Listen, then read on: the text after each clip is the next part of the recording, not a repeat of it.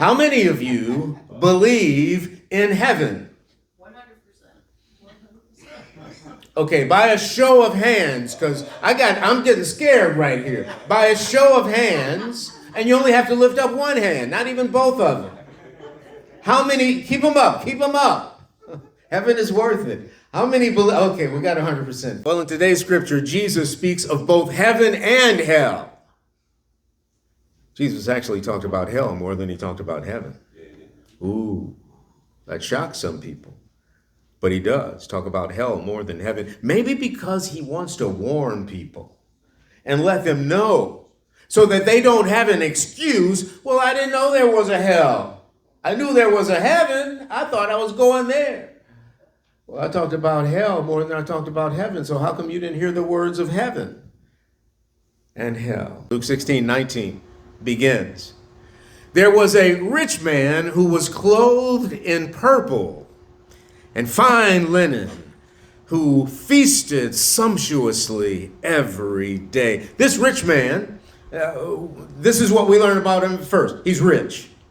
All right? He's rich, meaning he's got a lot of money. He's got a lot of wealth. He's got some servants. He's got a really nice home.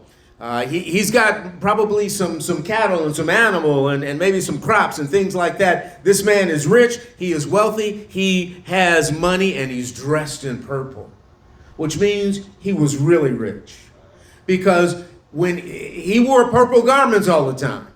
And if you were able to wear purple garments all the time, that means you were able to afford those garments. Those were extremely expensive garments, because that purple dye came from sea snails, a certain kind of sea snail. And you would have to have hundreds, if not thousands of them to dye a garment all the way through. And so you would pay a whole lot of money for one garment.